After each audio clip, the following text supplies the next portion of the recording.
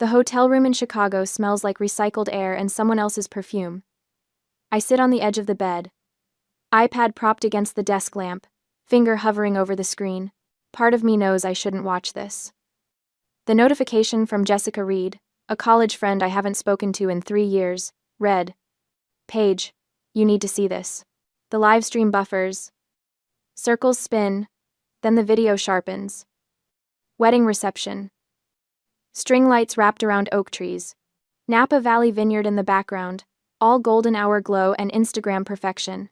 Mackenzie Miller Patterson appears center screen in a strapless white dress, champagne flute raised high, grinning at the camera with that practiced intimacy influencers spend years perfecting. "Hey besties! Thanks for all the love and support. But this wedding is officially a toxic-free zone." Laughter erupts off screen. She leans closer to the lens, voice dropping to a stage whisper meant for thousands.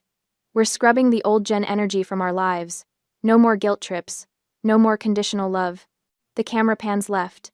Caleb appears in a rumpled suit, tie already loosened, raising his own glass. My brother. 27 years old and still incapable of buttoning a shirt properly. "Yeah, the ATM is broken, but we got the cash out first." High fives all around. The wedding party roars approval. My breath catches once, sharp, like touching ice, then steadies. I set the iPad down with deliberate care. My laptop sits on the desk, power cord wrapped neatly beside it. Password autofills. 3 clicks bring up a file I created 2 years ago, during a sleepless night after Caleb's third failed business venture. Asset, revocation, protocol. XLSX. Row after row of meticulous entries. Condo guest residency agreement, signed November 2022. Ford Raptor registration, transferred to company fleet, December 2023. Credit card account number, authorized user status active since 2020.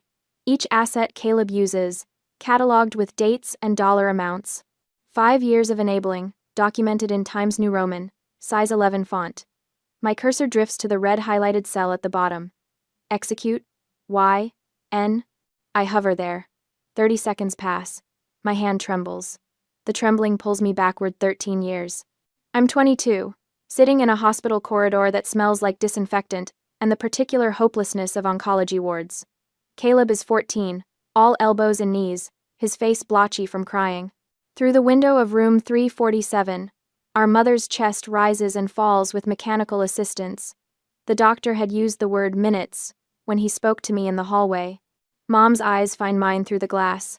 Somehow, despite the breathing tube, despite the morphine, she gestures me closer. I push through the door. Her hand squeezes mine with surprising strength. She can't speak. The tube prevents it. But she pulls me down close enough that I can hear the whispered words, barely audible over the ventilator's rhythm. "Promise me. Always take care of him. He's still just a boy." I nod, tears streaming hot down my face. "I promise, Mom. I promise." That promise became my chain. Every bad business idea, every failed relationship, every rent check I covered, every loan I forgave, every midnight phone call about another crisis. Always taking care of him. The live stream is still playing on the iPad. I force myself to watch. Mackenzie's voice cuts through again, sharper now, playing to her audience of strangers who think they know her. And honestly, it's pathetic how she tries to act like a mother. She's just a lonely spinster with a checkbook. The camera catches Caleb nodding enthusiastically. Not even a flicker of discomfort crosses his face. For real, my sister thinks money equals love. It's sad. The comment section scrolls past. Hundreds of heart emojis, laughing faces, strangers I've never met, celebrating my humiliation like it's entertainment. The word pathetic echoes in my head. Not the theft, not the lies. The casual dismissal of 13 years of sacrifice as pathetic. Something crystallizes inside my chest, cold, final. I don't close the Excel file. Instead, I update it. New column. Execution date. New row. Evidence wedding livestream. I screenshot Mackenzie's declarations, Caleb's laughter. The timestamp shows 9:47 p.m., November 23rd. Then I open my text messages. Find Arthur Wagner's contact. My family estate attorney, 60-something and sharper than most men half his age. I type with steady fingers. "Are you watching this? We need to talk." Tonight. 3 dots appear immediately. Arthur's reply comes through. Already downloaded the video. I'll have preliminary options ready by 9 a.m. I look at the execute button one more time. Not yet. I need to be strategic. This isn't about revenge. It's about surgery. Cutting out the infection before it spreads further. I close the laptop. Lie back on the hotel bed. Stare at the ceiling where a water stain has formed in the shape of something vaguely like a cloud. For the first time in 13 years, guilt doesn't flood in to fill the silence. Only clarity. The following morning, Arthur Wagner's voice on the phone at 7:03 a.m. is grim. Not his usual measured attorney tone. Something darker. Paige, the live stream is bad, but there's more. I sit up in bed, still dressed from last night. The hotel room curtains are drawn, but light bleeds through the edges. My phone feels heavy against my ear. What do you mean? What do you mean? Arthur exhales slowly. The sound crackles through the speaker. I accessed your condo's security footage remotely.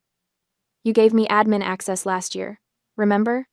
3 days ago, 11:47 p.m., Caleb entered your unit. My stomach drops. The coffee I ordered from room service sits untouched on the nightstand, steam curling into nothing. I gave him a key for emergencies. This wasn't an emergency. He went straight to the display cabinet in your living room. The one with your father's vintage Rolex. The words hang in the air between us. I can hear Arthur breathing, waiting. Arthur, tell me he didn't. He broke the lock. Took the watch. I'm sending you the footage now. The video loads on my phone. Black and white timestamp. November 20th, 11:47 p.m. Caleb, alone in my living room, moving with purpose. He pulls a screwdriver from his jacket pocket. The antique display cabinet, the one I inherited from Dad's estate, has a small decorative lock. Caleb pries it open in 30 seconds. His movements are quick, practiced. This isn't spontaneous. He pockets the watch, glances around my apartment like he's checking for witnesses, then leaves. Total time, 4 minutes. I watch it twice. The second time, I notice his expression. Focused, determined, not guilty, not conflicted. Arthur's email arrives with attachments. I open the first one. Screenshot from yesterday's live stream, zoomed in, enhanced. There, on Caleb's left wrist, unmistakable even in the blurry wedding reception lighting, our father's 1963 Rolex Submariner. He's wearing it, on a live stream with thousands of viewers. It's not just theft, it's arrogance. He thinks I'm not watching. Or worse, he thinks I'm so desperate to keep the peace that I won't dare call him out publicly for wearing Dad's watch. He's betting on my silence. The watch I was going to give Caleb on his 30th birthday, when he'd proven he was ready for the responsibility, the watch worth $45,000. The only physical object I had left of my father. Stolen. I stand. Pace the hotel room. The carpet is industrial grade, designed to withstand thousands of guests who don't care about it. My bare feet make no sound. Something fundamental shifts in my thinking. This isn't sibling rivalry. This isn't even entitlement. This is theft. Premeditated, calculated theft. The old gen insult wasn't a drunken slip. It was strategic cover. Make me the villain, so nobody questions why Caleb's wearing a watch that isn't his. Paint me as controlling, pathetic, conditional. Then when someone notices the Rolex, he can say I gave it to him. That I'm just bitter about his happiness. I think like a CFO now. What's the ROI on continued support? What are the opportunity costs of emotional investment in someone who views me as an ATM? The answer is clear. I've been funding my own exploitation. Sarah Jenkins answers on the first ring. Paige, everything okay? My executive assistant's voice is warm with concern. Sarah has worked for me for 6 years. She knows my work voice, my stressed voice, my exhausted voice. This is something new. No, but it will be. I need you to pull together documentation. Everything. For the next 20 minutes, we outline operation. Cut the cord. 3 pillars. Housing. Caleb's guest residency at the condo was never formalized. It's a revocable license, Arthur confirms. No lease, no tenant rights. Transport. The Ford Raptor is registered to my company as a business vehicle. Fleet asset, #height 47. When I bought it, I told him the company title was for insurance benefits. He signed the transfer paperwork 2 years ago without even reading the header, too happy about the keys to ask questions. Finances. The credit card is an authorized user account. My name on the primary. Caleb's spending privileges exist only because I allow them. Sarah's typing is audible through the phone. Rapid clicks that sound like ammunition loading. I'm creating a folder now. When do you want to execute?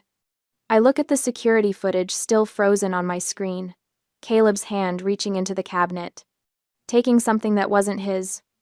Start with the condo termination notice. I want it delivered today. Later that day, by 4 p.m. Austin time, the email is sent. I draft it myself at my office desk, keeping the tone professional, cold, legal. Dear Condo Management, I am formally terminating the guest residency agreement for Unit 847, effective immediately. Caleb Patterson is no longer authorized to access the premises. Please update key fob access and notify security. I will arrange property retrieval within 48 hours. Best regards, Paige Patterson. I hover over, send for 15 seconds. This is my brother, the boy I raised, the teenager I drove to school every morning while working full-time and finishing my MBA at night. The young man I bailed out of 3 failed startups, always telling myself the next one would be different. My finger presses down. The email whooshes into the void. I open my bottom desk drawer at the office. Pull out the framed photo from Caleb's high school graduation. He's grinning, arm around my shoulders, eyes bright with possibility. 17 years old and convinced the world owed him something. I trace his face with one finger, then set the frame face down in the drawer. When the tears come, I let them fall silently. The office is empty. Everyone went home hours ago. I cry for the brother I thought I had. The one who would have called me before the wedding, asked my blessing, included me in his happiness. I cry for the promise I made to Mom. The chain I've worn for 13 years. I cry because winning hurts. But I don't stop. Mackenzie notices immediately. Day 3 of the honeymoon. She's scrolling through Instagram while Caleb snores beside her in the Napa Valley resort, his breath stale with last night's champagne. 0 likes from Paige. 0 congratulatory texts. No comments whatsoever. Her influencer instincts prickle. Engagement metrics matter, sure, but family silence means something else entirely. She nudges Caleb awake with her elbow. Babe, your sister's ghosting us. Caleb groans, fumbles for his phone on the nightstand, squints at the screen through one eye. Weird. Maybe she's just busy? Mackenzie's eyes narrow. She sits up, pulling the sheet around her shoulders. Or maybe she's planning something. We pushed hard with that live stream. What if she cuts us off? Caleb sits up now, suddenly alert. The unspoken fear hangs between them. The money could actually stop. Mackenzie's mind races with influencer logic. Offense is the best defense. We need to control the narrative before she does. By 9 that night, Mackenzie's new TikTok is live. She's perfected the concerned victim aesthetic. Minimal makeup, messy bun, sitting on the hotel bed in a tank top. The lighting casts soft shadows that make her look vulnerable. Hey everyone, I need to share something really hard. Deep breath. Her eyes glisten, though no tears actually fall. My sister-in-law is trying to ruin my wedding, not just emotionally, financially. She details a fabricated story. Paige allegedly promised to pay for the wedding, then withdrew support at the last minute. We had to max out credit cards because she wanted to punish Caleb for marrying me. She's always been controlling, but this is a new low. The kicker. She tags Paige's company, shows the logo on screen, mentions the name clearly. Patterson Logistics, Austin, Texas. I just think people should know what kind of person runs your supply chains. The comments explode within minutes. Hearts, crying faces, outrage on her behalf. Within 2 hours, 47,000 views. My phone rings at 6:47 the next morning. CEO, Marcus Thornton. Marcus is usually calm, measured in his speech, but today his voice comes through tight. Paige, the board is asking questions. My stomach clenches. I'm still in my kitchen, coffee untouched, staring at the mug like it might offer answers. I'm aware of the TikTok, Marcus. It's fabricated. The truth doesn't matter right now. The optics do. We are 2 weeks away from the merger announcement. Our Google reviews are being carpet-bombed. 23 one-star ratings in the last hour, all mentioning you by name. I close my eyes. The kitchen feels too bright suddenly, the morning sun cutting through the windows like an accusation. What do you need from me? Marcus's tone hardens. I can't have your family drama trending while we're trying to close a billion-dollar deal. Fix this. Quietly. Today. Or we'll have to discuss if you're the right face for this merger. The line goes dead. I sit in my kitchen, coffee going cold, realizing this isn't just drama anymore. It's an existential threat to my career. Everything I've built for 13 years, threatened by lies told in a hotel room for internet points. I almost break. I open my contacts, scroll to Caleb's name. My thumb hovers over call. I could fix this with one conversation. Apologize for things I didn't do. Promise to keep funding their lifestyle. Restore peace. Make it all go away. My fatal flaw whispers, "You promised Mom. You're supposed to take care of him." The phone nearly touches my ear. Then Sarah's voice cuts through from the doorway. "Don't." I look up, startled. Sarah walks over, letting herself in with the spare key I gave her years ago. She's still in her gym clothes, face flushed from her morning run. She takes the phone gently from my hand. "They're bullying you because they think you're weak, because you've always backed down. You need to show them you're the shark, not the bait." I stare at my assistant, Sarah, who's worked for me for 6 years. Sarah, who's never seen me cry until this week. Sarah, who's witnessed every spreadsheet, every late-night work session, every sacrifice. What if I'm not a shark? The words come out as a whisper. Sarah sits down across from me at the kitchen table. "You built a CFO career by 35 in a male-dominated field. You manage $400 million in annual logistics contracts. You rebuilt this company's entire financial infrastructure in 2 years. You are a shark. You've just been pretending to be a goldfish for your family." The words land like a slap. Physical. Sharp. I wipe tears with the back of my hand, sit up straighter. My spine realigns vertebra by vertebra. I need to let them overextend themselves. Sarah nods. "Exactly. Let them think they're winning." I call Arthur Wagner 10 minutes later. "Don't shut down the credit card yet." Arthur pauses on the other end. "Paige, every day that card is active costs you." "I know, but I have an idea. They think attacking me publicly gives them leverage. Let's give them rope." I outline the plan. Keep the card active, but start documenting every charge. Create a paper trail that shows Caleb's spending patterns. Most importantly, get written confirmation that he acknowledges the debt. Arthur is silent for a long moment. "You're setting a trap." "I'm creating evidence. There's a difference."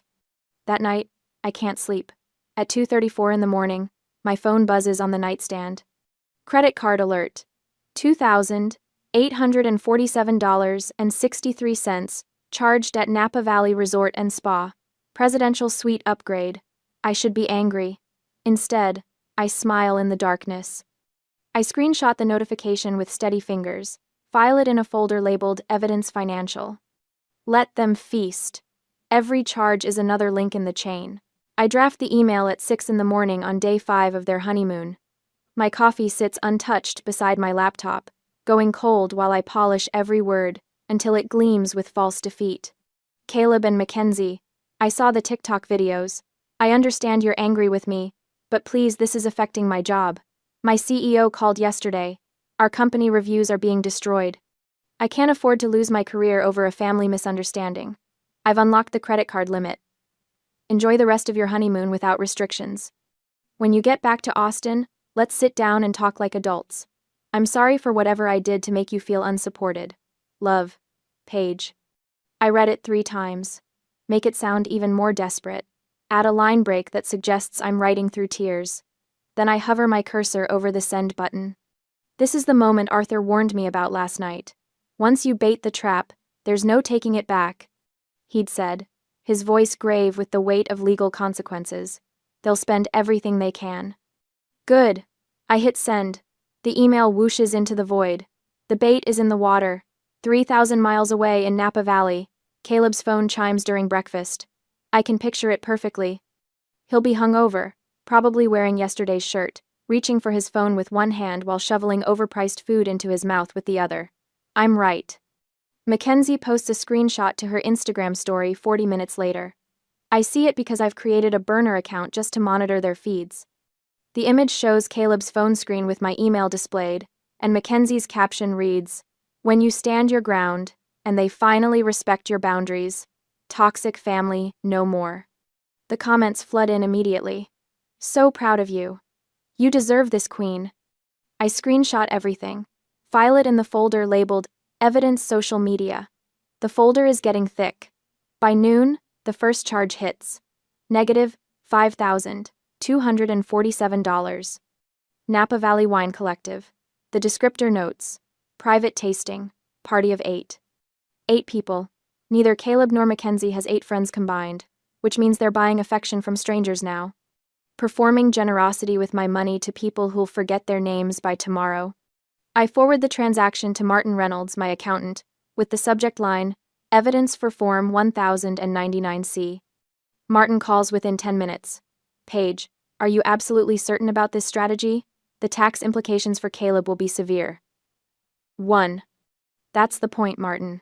I keep my voice level, professional. Prepare the documentation. I want everything legally airtight. You're talking about a massive cancellation of debt. The IRS will treat that as income. He'll owe taxes on money he doesn't have. I know exactly what I'm doing. Martin sighs, but I hear his keyboard clicking. He's already working. You're more ruthless than most of my corporate clients. I learned from the best. The charges come in waves after that. Day 6, negative $12,500. Presidential suite upgrade for the remaining nights. Negative $3,400 at Gucci. The descriptor makes me laugh bitterly. Wedding recovery wardrobe. Negative $8,900 for a couple's spa package. Hot stone massages. Gold facials. Services? I've never indulged in myself because I was too busy funding Caleb's life. Day 7. Negative $6,200. The French Laundry. Michelin 3-star restaurant. Mackenzie films the entire meal for her followers, and I watch every video. She holds up a glass of wine that costs more than most people's car payments. Living our best lives now that the toxic energy is cleared. Caleb appears in the frame, toasting with his own glass. The wine sloshes dangerously close to the rim. To boundaries, he slurs slightly. And to sisters, who finally learn their place. Learn their place. My hand clenches around my phone hard enough that the case creaks. Sarah walks past my office, sees the notifications lighting up my screen, and winces. That's over. $36,000 in 3 days, Paige. I don't look up. That's just the tip of the iceberg. I switch tabs to the master spreadsheet.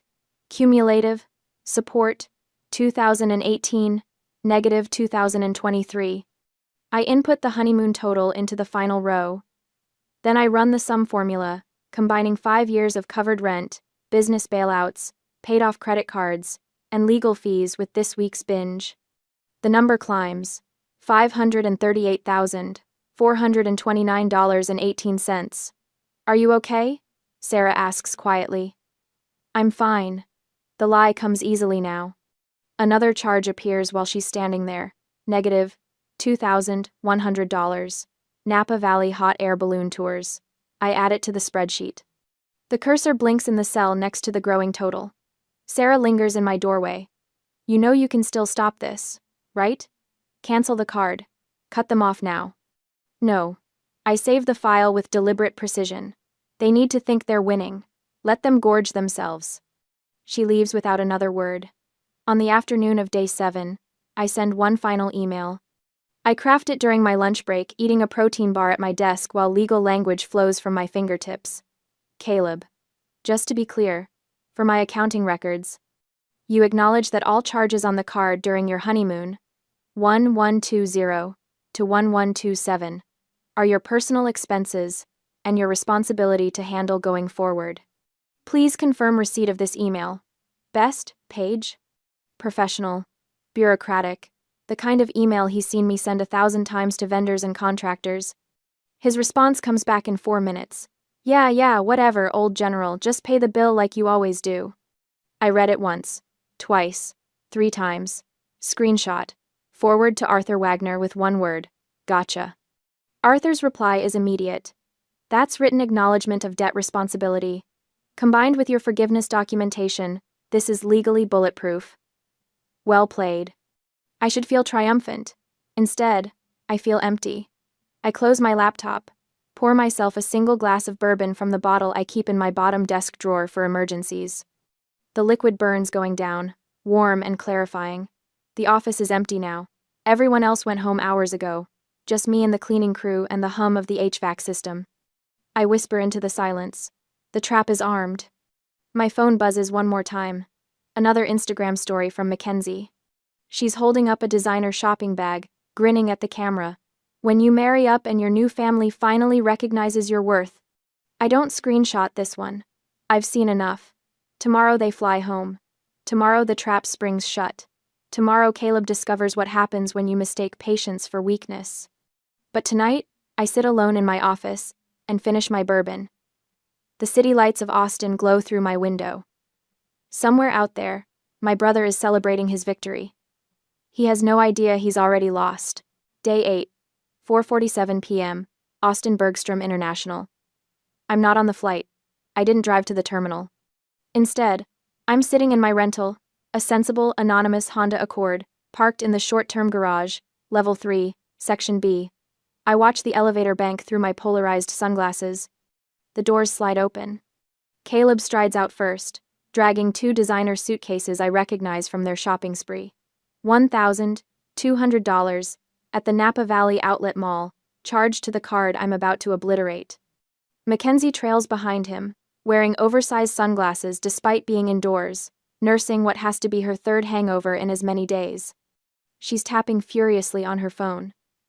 I think we got at least 4 sponsored posts out of this trip, I imagine her saying. They head straight for the spot where Caleb always parks the Ford Raptor. Always parked. Past tense now. I check my mirrors. My rental is tinted, nondescript. They won't look twice at a gray sedan. Caleb stops walking so abruptly that Mackenzie nearly collides with his rolling suitcase. What the hell?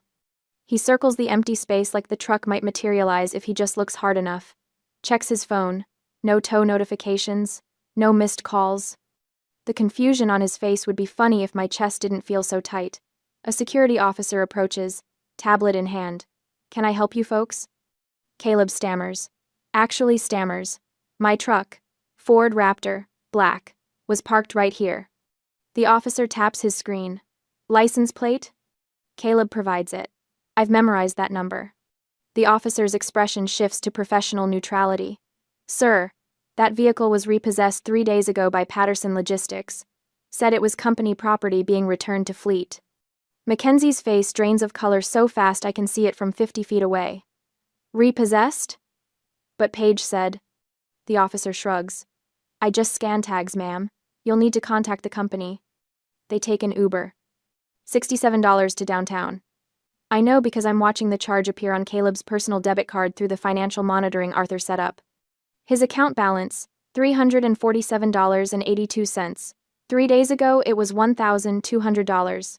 Napa Valley burned through cash faster than he could track. I give them a 10-minute head start, then drive to my downtown office. I pull up the condo security feed on my monitor. The camera angle captures the entrance perfectly. Caleb punches his code into the entry system. The panel flashes red. Access denied. He tries again. Same result. Caleb, what's happening? Mackenzie's voice climbs into a register that sets my teeth on edge even through the monitor speakers. Mr. Rodriguez emerges from the lobby, envelope in his weathered hands. I spoke with him this morning. Guest residency terminated. No drama necessary. Just procedure. Mr. Patterson? I was instructed to give you this. Caleb rips the envelope open. I watch his eyes scan the letterhead. Wilson and Associates Property Management. Dear Mr. Patterson, your guest residency agreement for Unit 847 has been terminated. Effective November 24th. You are no longer authorized to access the building. Personal belongings have been placed in storage unit #412 at Secure Store Austin. Retrieval instructions enclosed. His hands shake, a visible tremor, even on the grainy feed. He pulls out his phone, calls me. I watch it ring on my desk, my name flashing on his screen. Let it go to voicemail. He tries again. Voicemail. 3rd attempt. His voice cracks through the audio. Paige! What the fuck? Call me back now. Mackenzie is scrolling frantically through her phone. Babe, look at this. She shows him something. I already know what it is because Martin sent me the confirmation 20 minutes ago, time to arrive precisely when they'd be back in cell range. Subject: Important tax document, Form 1099-C. Caleb opens it. His face goes slack. He doesn't understand tax law. Never had to. Mackenzie does. Oh my God, she whispers, her voice trembling with genuine panic. Caleb, this isn't a bill, it's worse. What? What is it? She shoves the phone in his face. It's a cancellation of debt form. She's not just cutting you off, she's reporting all that money she forgave as income to the IRS. You owe taxes on $500,000, Caleb. We're talking like $150,000 in taxes we have to pay now. I watch him process this. It happens in stages. Confusion, disbelief, dawning horror. The unlocked credit card, not a peace offering. The accounting records email, not bureaucracy. My silence. Not sulking. All those years of support, documented. Their honeymoon binge, confirmed in writing when he replied, Yeah, whatever, old general. Gifts reclassified as forgiven debt, $538,429.18. Legally airtight. Financially devastating. Mackenzie's shriek cuts through the audio feed. You said she always caves. You said she's weak. She is. Caleb's voice breaks. This is insane. She wouldn't actually. She did, Caleb. We're homeless. You owe the IRS a fortune. Your truck is gone. Other residents are staring now. Mr. Rodriguez gently suggests they leave the lobby. Mackenzie rounds on Caleb with pure fury. I married you because you said your sister was rich and generous. You said we'd never have to worry about money. You lied to me. She storms toward the street, heels clicking violence against marble. Caleb chases after her. Mackenzie, wait, we can fix this. We? There is no we anymore. I'm calling my mom. I'm going home. You figure out your own mess. She's already pulling out her phone, thumb jabbing at the screen. An Uber arrives in under 3 minutes. She gets in without looking back. Caleb stands alone on the sidewalk.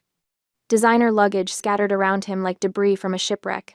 He watches her disappear. I watch him. I wait for something to surface. Satisfaction, guilt, triumph, pain. Nothing comes. Just the quiet relief of surgery successfully completed. The tumor is removed. The patient will survive. I close the security feed. Return to my quarterly budget review. The numbers demand attention. Unlike family, they make sense. 3 days after Caleb and Mackenzie return to Austin, Sarah buzzes my office intercom. Her voice carries that particular tension she gets when something's wrong, but she's trying to stay professional. Paige, Austin PD on line 2. I set down my pen. The quarterly budget review spreadsheet blurs on my monitor. Transfer it through. Officer Martinez introduces himself with the practiced calm of someone who makes these calls regularly. Caleb was arrested at my condo building. Criminal trespass. Resisting arrest. He tried forcing his way past Mr. Rodriguez in the lobby, shouting that it was his home, scaring elderly residents. He became combative when security intervened. Martinez explains. Bail is set at $5,000. I close my eyes. Picture Caleb in a holding cell, probably still wearing those wrinkled designer clothes from the honeymoon. Probably confused about how he ended up here. Does he have anyone else to call, ma'am? The question hangs in the air between us. I know the answer. Mackenzie blocked his number the day they got back. Our parents are 13 years gone. I'm it. I've always been it. I'll handle it, I say, and disconnect. The automated jail call comes at 2:14 p.m. My phone vibrates on the desk. Travis County Correctional Facility flashes on the screen. I stare at it through 6 rings, almost let it go to voicemail. On the 7th ring, I answer. Paige. Caleb's voice cracks. Small, broken, nothing like the confident man toasting with expensive wine 3 days ago. Please. I know I don't deserve help, but I'm scared. I just need bail. I'll pay you back, I swear. Please don't leave me in here. My office is silent except for the distant hum of the air conditioning. Through my window, Austin stretches out in afternoon sunlight. Somewhere down there, my brother sits in a cell, waiting for me to save him one more time. I close my eyes. See 13-year-old Caleb crying at Mom's funeral, his hand gripping mine so hard it left marks. But then I see the wedding live stream, the stolen Rolex on his wrist, the casual cruelty in his voice when he called me pathetic. I'll post bail, Caleb. The words surprise even me with their steadiness. But not because I owe you anything. Because I want peace, and this gives me leverage to ensure you never contact me again. He starts to protest. I hang up before he can finish the sentence. The electronic payment takes 90 seconds. $5,000 transferred to Travis County. I don't drive to the jail. Instead, I text Arthur Wagner with instructions. Meet Caleb at release. Bring the no-contact agreement we drafted last week. Arthur's response at 6:32 p.m. is brief. He signed, cried the whole time, asked if you were coming. I told him no. I read the message twice. Then I opened my contacts, scrolled to Caleb's name, and blocked the number. Done. 6 months later, Singapore's morning light reflects off Marina Bay outside my corner office window. The humidity here is different from Texas, heavier, more insistent. I've grown to like it. The Patterson Young Entrepreneurs Scholarship applications spread across my desk. 50 applicants. I've narrowed it to 3 finalists. The fund holds $50,000. It's not money recovered from Caleb. That debt is gone, turned into a tax burden for him. This is money generated from the sale of the repossessed Ford Raptor, and the savings I've accumulated simply by closing the Bank of Page for 6 months. One application catches my attention. Maya Torres, 19, first-generation college student. Her business plan outlines affordable childcare cooperatives. The essay mentions raising younger siblings after their mother died. The parallel makes me pause. But Maya's approach is different. She's building something sustainable, not enabling dependency, not sacrificing herself on an altar of guilt and obligation. I approve the scholarship. Add a personal note in the margin. Your siblings are lucky to have someone who empowers them rather than controls them. Congratulations. That evening, I sit on my apartment balcony. Singapore's skyline glitters against the darkening sky. My phone buzzes with an email notification. From Caleb's old address. Subject: Please read. Need help. Preview. Page: I know I signed the paper, but I'm really struggling. I just need a small loan to get started. I don't open it. A second later, another notification. Delivery failure. Recipient not found. I deleted that email alias yesterday. The message bounced into the void. Unread, unanswered. I check my wrist. My father's vintage Rolex recovered from the police evidence locker after Caleb's arrest gleams under the city lights.